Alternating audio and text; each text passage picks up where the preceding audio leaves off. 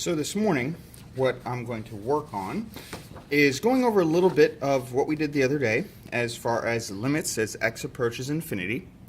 And we're going to go ahead and start off with a little bit more rigorous definition of it. And so what we're saying is that the limit as x approaches infinity of some function in x is that limit if and only if for any epsilon greater than 0, there exists a number such that when x is greater than n,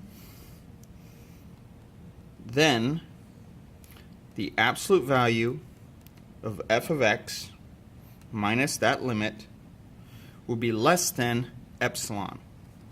And this should look very familiar. This is very similar to what we have for epsilon delta limits. And to put it in English, what we're saying is that as x is going to infinity, so as x is growing larger, this function has some limit. If we can choose some arbitrarily small or arbitrarily large value, then we better be able to find a number so that when x is greater than that number, we will be closer to that limit than that arbitrarily small value, because it has to be larger than, so as we said, we're going towards infinity. So let's look at an example and how we can use this to find our n. So if I have our limit as x goes to infinity of just 1 over x, I claim it's 0. Well, if that's true, then this should be true. Has to be less than some epsilon. I need to find an n. I need to find that number that I can use so that if x is larger than it, we'll be within that epsilon value.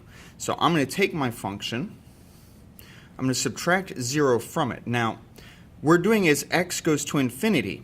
So this is only getting larger. This is going to be positive. We're subtracting nothing from it. I can drop my absolute value signs because this is always positive. So this needs to be less than epsilon. Well, if that's true, I can simplify. I have 1 over x has to be less than epsilon. Well, I want my reciprocals. I need to flip these. So I'm going to multiply both sides by x, divide both sides by epsilon. So I'll have 1 over epsilon has to be less than x. Well, I found my n.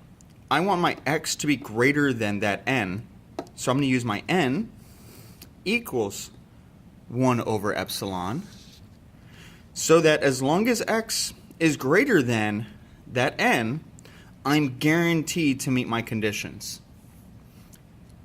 This is how we construct these. This is how we find our n, and then we choose our x is larger than it. Now to show again how this works, we're going to do another example. If we do the limit as x goes to infinity of just 1 over x squared, I also claim that goes to 0. So our setup our same way. I'll even put inside the absolute value to begin with. So we begin with 1 over x squared minus 0. That's going to have to be less than epsilon. Well, 1 over x squared, that's always going to be positive. And that's true whether or not I'm going to infinity or to negative infinity. If I square my negative, I'm still going to be positive, so I can drop my absolute values. So 1 over x squared minus 0 is just 1 over x squared. Has to be less than epsilon. I'm going to multiply both sides by x squared, divide both sides by epsilon, and I'll have 1 over epsilon is less than x squared. Now I can take the square root of both sides, because I'm not so concerned with x at the moment, but I am concerned with epsilon. And our original conditions, I'm going to scroll back up so we can see it, epsilon will be greater than 0. Epsilon will not be negative, so I can take the square root and not have any kind of a problem. So I have the square root of 1 over epsilon. That's going to be less than x. So as I took square root, turn it as x.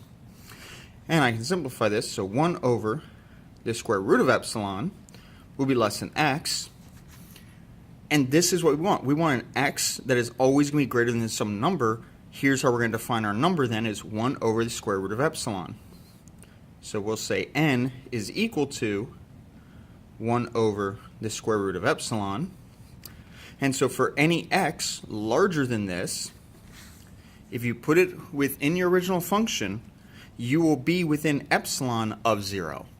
Now again, this may seem kind of odd. These are arbitrary numbers that they give you for epsilon, and that's why we solve it purely symbolically, because now no matter what epsilon you give me, I can find my number, and that means I can now get an x that will be larger than that number, and I'll meet our condition.